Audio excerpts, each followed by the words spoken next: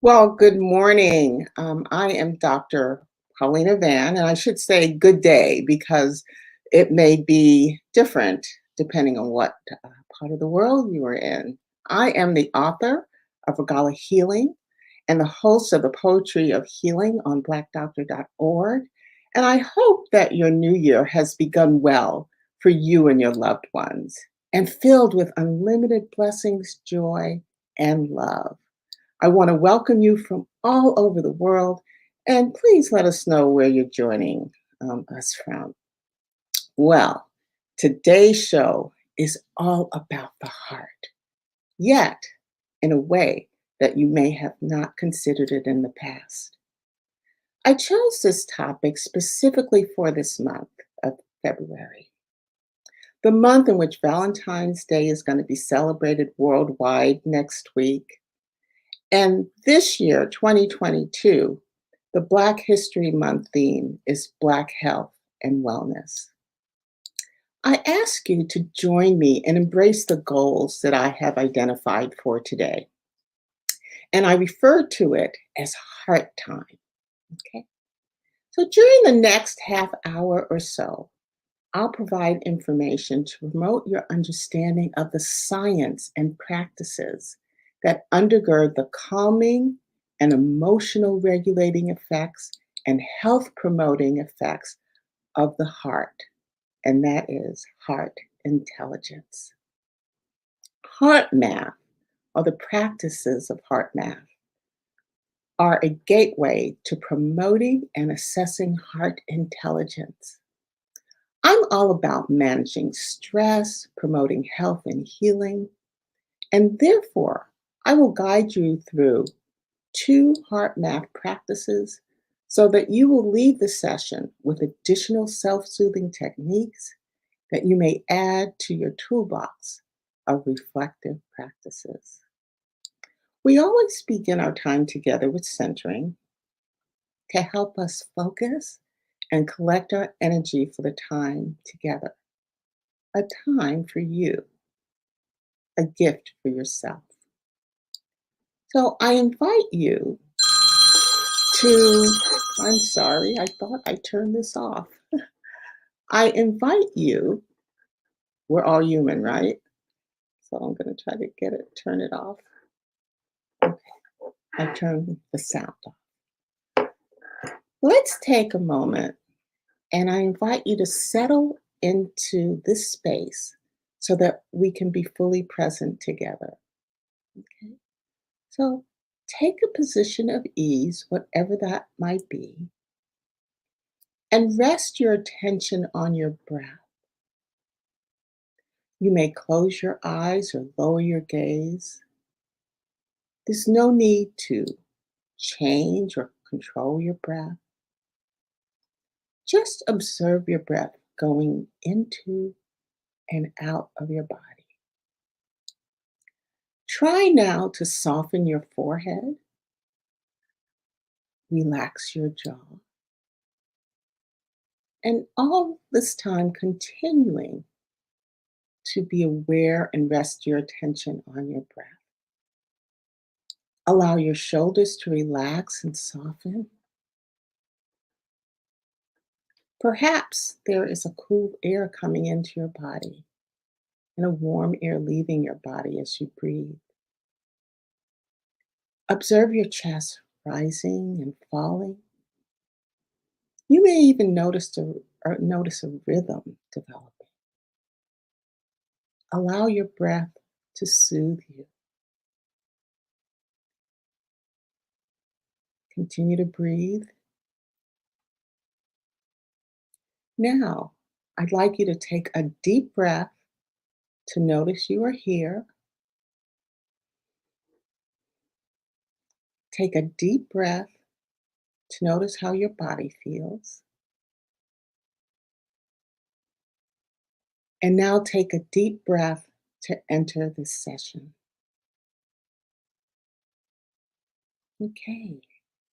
So now that we're all here and hopefully with the same energy, and even if you have noise in the background or other activity in the background, it's okay. you can maintain that ease, or at least try to. Let's start with a little background around the heart, because I want you to know that I did consider many things when preparing for you this day. Heart disease is a leading cause of death globally, and the risk of disease through death differs by race and ethnicity. Like other indicators of health, African Americans are more likely to die from heart disease as compared to any other ethnic race or white race. Because this disease is a major cause of disability and premature deaths throughout the world, it is a public health concern, and there is much focus and resources about how to keep the physical heart healthy, such as diet, exercise, regular checkups, and stress management. It is the latter that I will focus on today and broaden that discussion to include heart intelligence and how that can be a resource to promote heart health, overall well being, quality of life, and perhaps a longer life. Similar to last month's session about meditation, and I hope you've been practicing because if I do the math, maybe you could be up to 2 or 3 minutes a day of practicing your mindful meditation as you go along and do your regular activities. If you missed that show, it's available. It's been recorded and posted. Anyway, similar to last month's session about meditation, I'll illustrate how heart math can become a part of your everyday life, even with less effort than meditation. As a society, we intuitively know and admire the heart's positive influence in our lives. Beyond it being a 10-ounce muscle that maintains our circulation while we are alive. We use adages or songs about the heart, yet may not label it as heart intelligence. I have a few examples that I'm going to share with you this morning, but please feel free to include your own in the chat because I just have a few. So I'm going to begin with a gospel song that was written about 100 years ago. It's called This Little Heart of Mine. I'm not a soloist, so I'm not going to try to sing you any of it, but this came to be an anthem of the civil rights movement back in the 50s and 60s. And it was a source of inspiration, and even today, because we still sing it. There are some phrases like listen to your heart, follow your heart that you may say. I use them with some frequency, for example, with a family member, a colleague, or a friend who has a life decision which he, she, or they should make.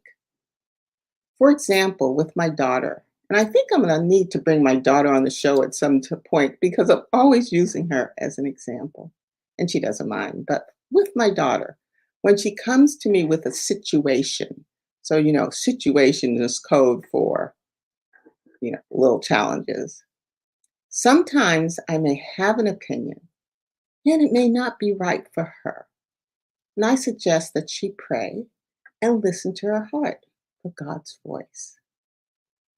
I found the advice from the following African proverb to be pretty profound, and I had to read it several times. So let me share it with you.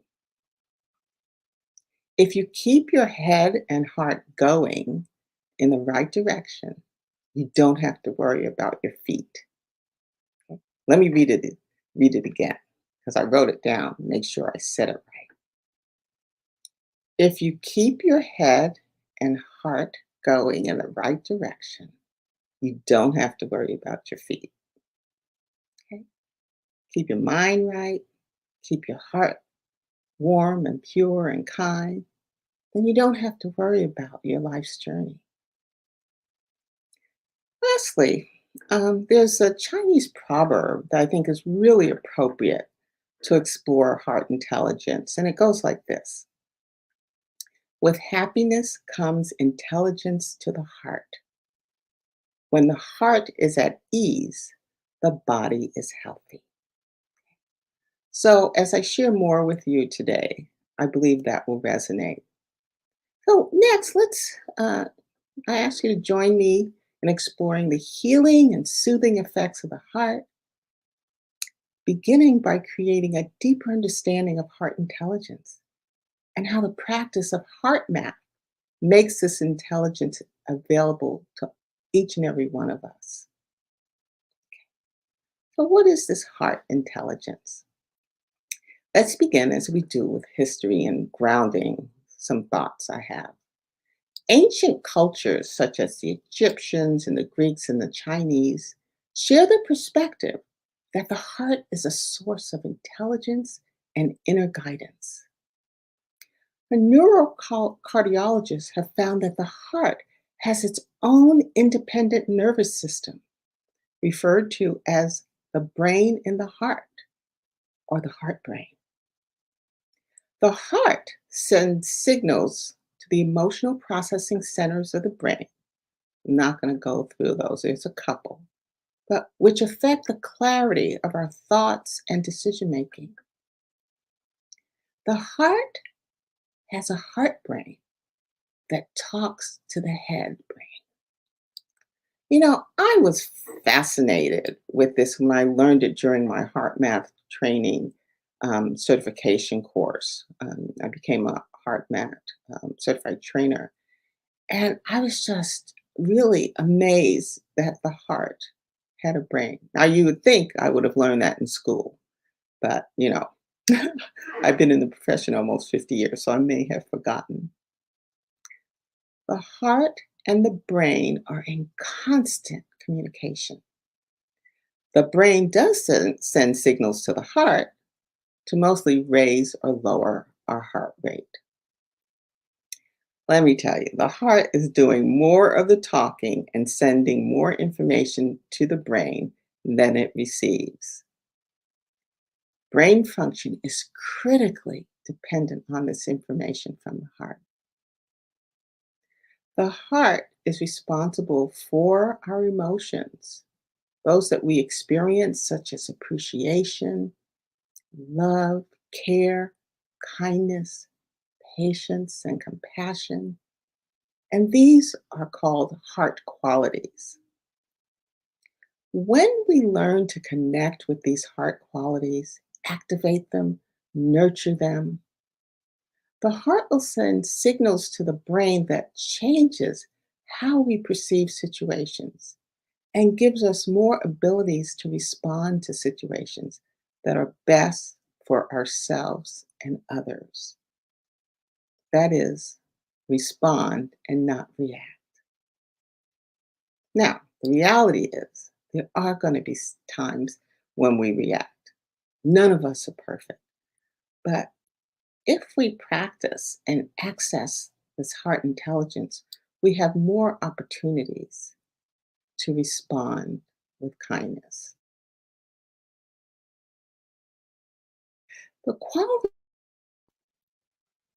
of emotions we experience, such as appreciation, compassion, gratitude, just feeling good, sends different types of signal to the brain versus when we feel stressed, impatient, frustrated, anxious. The heart, a beautiful heart, has the capability of influencing and directing emotions and is in charge of how we feel more than we think. For the longest, I thought the brain was running everything, especially my heart. The voice in and from the heart supports us to make better choices. Well, for the last 2 years, we've all been living in a chaotic, uncertain time. There are so many factors, such as job, housing, or financial insecurity, health concerns or access to care, isolation from others, premature death of our loved ones, conditions that may or may not have existed before the pandemic, but yet, even the threat of the virus has caused many of us to feel we have lost control of our lives. hard to keep up, feeling overwhelmed, loss of control has known to cause stress. Practicing heart math can activate the heart's intelligence. So I've been making reference to heart math. So what is heart math? So heart math has been around for 30 years. It was created, developed by Doc Childry. He's not a doctor, he's an author, American author, still living with us and contributing. Heart math is a practice of simple, user friendly. So I want to repeat that. I want to say it again. Simple, user friendly mental and emotional regulation techniques that people of all ages and culture can use at the moment to relieve stress. There are hundreds of studies that have shown regular use of heart math decreases anxiety, fatigue, and depression, and improves sleep and focus. Heart math is a tool to connect us with our heart.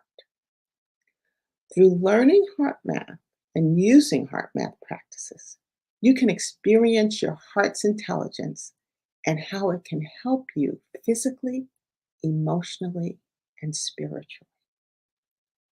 So now let's practice one of two practices, heart math practices that I'm going to share with you this morning. And I've done it before at previous sessions. It's called heart focused breathing. But now you know why um, I ask you to do it and what impact that is possible for you. So let's practice. Now, one of the things that may be helpful if you're doing this for the first time, and I think you can, yeah, you can see me. Um, you might want to put your hand over your heart or somewhere in your chest to help you focus in your heart area.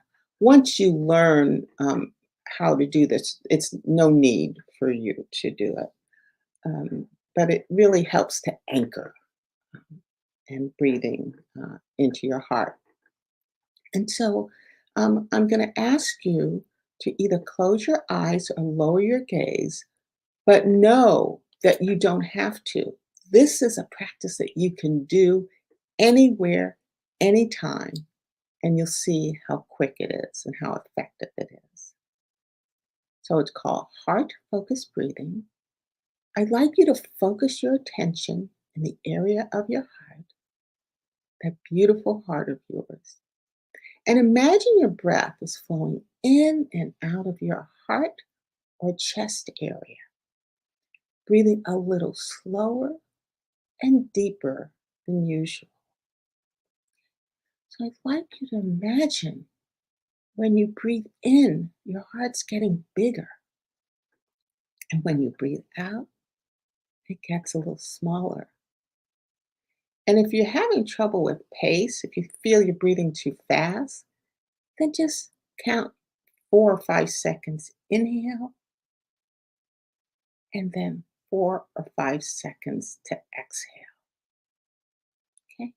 So continue doing that. And I suggest, if you can, you take your inhale through your nose and then you exhale through your mouth. All right. So take a couple more breaths and then allow your body to take over your breathing. And if you want to put in the chat, if you feel any different, than you did before you did that heart breathing. Okay. So put in the chat. Did it you feel relaxed, more focused, something else? I hope you successfully connected with your heart. And for some, you might have had the joy of rediscovering your heart. Allow yourself to feel the warmth and the balance that is available to you. when you connect with your heart. As I explained um, more about the heart, please feel free to keep your eyes closed if you close them, or just stay in that state of ease because we're going to do another heart math exercise. I want to talk to you about when the heart, brain, and body are communicating and working well. We enter a state of being in sync with ourselves, and this is called coherence. So, anytime I say the word coherence, you might want to just think, everything is working well together. So, coherence simply means a cooperative alignment between your heart, your mind, and your emotions. Higher coherence is good for us. A healthy state that regenerates us, directly contributes to an increased emotional balance, ability to focus, more mental clarity, better memory. Coherence or synchrony is often triggered by the experience of these uplifting, regenerative emotions, those like associated with the qualities of the heart that I shared with you earlier: the love, the care, kindness, appreciation, compassion. This coherence thing is both physical and psychological. So, the physical aspect of coherence is when all the major systems of the body are synchronized to the rhythmic pattern of the heart. That is the respiration, digestion, hormonal system, the immune response, and brain functions. They're all working together, just like a symphony. When your systems are working together, you can have better health and wellness, more clarity, better connections and feelings with ourselves and others. You can navigate through stressful external situations with better ease and composure. So, what's happening on the outside doesn't cause as much stress because your internal systems are in sync and coherent. And as I spoke about meditation last time, I feel it's analogous to being prayed up. Okay. The psychological aspect of coherence is naturally triggered when we experience these regenerative, uplifting emotions like the heart quality um, emotions that I mentioned earlier. By thinking of a more positive emotion or experience while doing deep, slow breathing into your heart space, you can actually change your mood or your emotional response. Emotions that create coherence include those heart quality emotions, but also courage, confidence, gratitude, patience, joy, enthusiasm. And I'm sure you can think of a few more. I'm going to show you a way to activate quick coherence. So, this is the second heart math practice that you'll be able to take away with you today. So it's called quick coherence, and it has two parts. The first part you already know, which is heart focused breathing. But let me tell you a little bit about quick coherence. Why is it a good thing to know? Well, it's a very powerful tool, extremely powerful, and I use it a lot. Okay. So it helps maintain composure during challenges, big or small. It reduces your fatigue and exhaustion, improves the ability to learn and achieve higher scores, test scores, even improves your child performance. So remember, at the beginning, I said this heart math is for anybody at any age, and you can do it any place. Lastly, it improves family and social harmony. And don't we all want that? Oh, okay. Let's try quick coherence. Again, we're going to begin with the heart focused breathing. And if it helps, you can put your hand on your chest again to kind of orient you to where you should be breathing into your heart. So imagine your breath is flowing in and out of your chest area or your heart, breathing a little slower and deeper than usual. You can close your eyes or lower your gaze or keep your eyes open because you want to know and you want to feel and experience the fact that you can do this anytime, anywhere, and no one needs to know.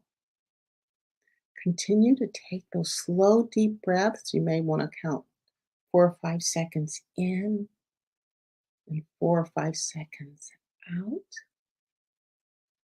Okay.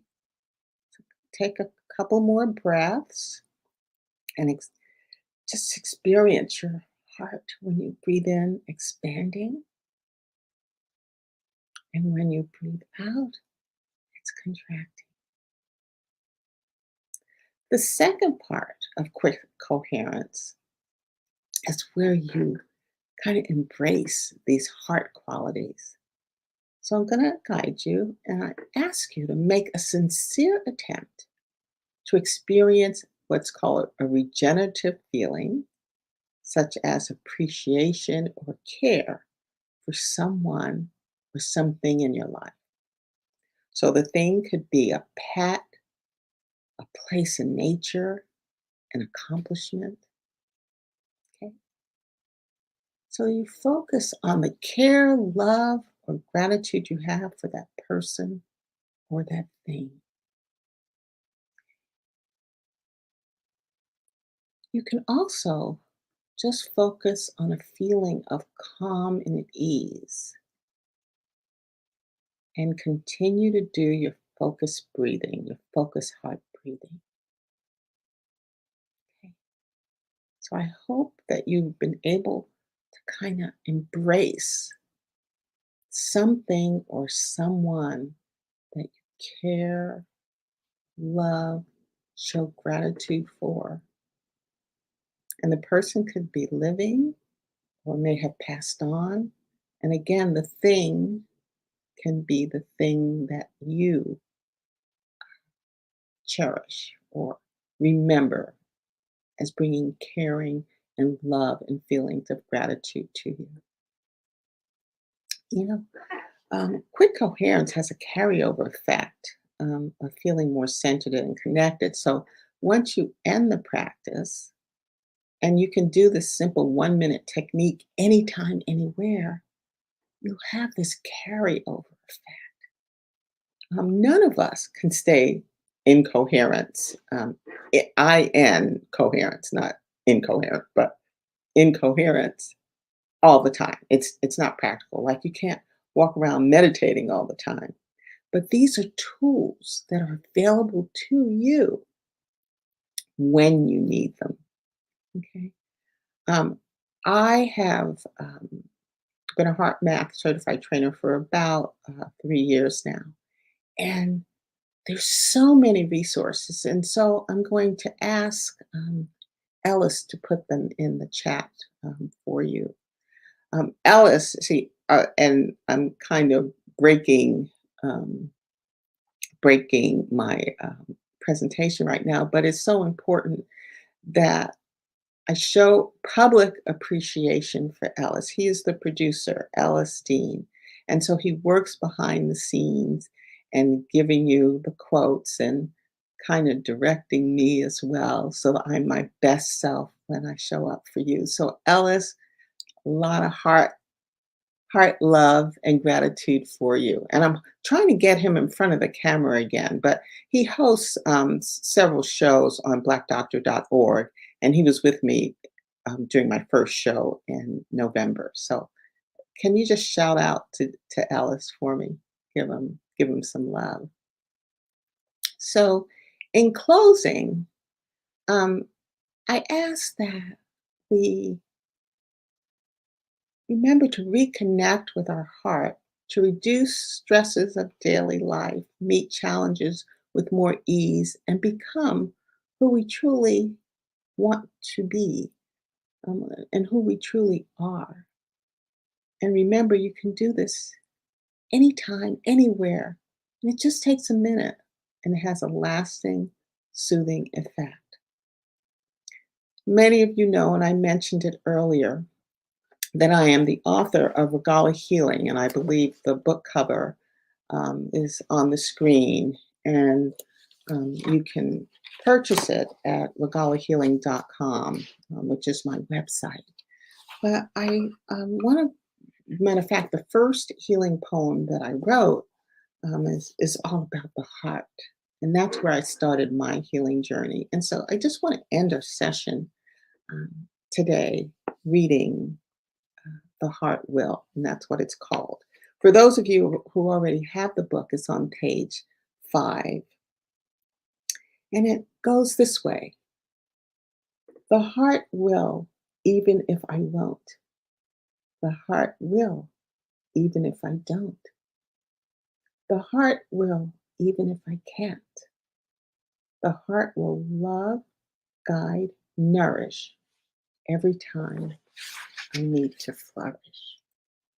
And so I ask you and your beautiful hearts to please join me every first and third Sunday at 9 a.m. Pacific time, right here on blackdoctor.org. I also ask that you leave comments or questions. I do read and will respond. Subscribe so that you'll know when new programming is available. And visit my website, regalahealing.com. I also have a YouTube channel. And I just want to thank you for joining me today. And as always, love and light to you until I see you the next time.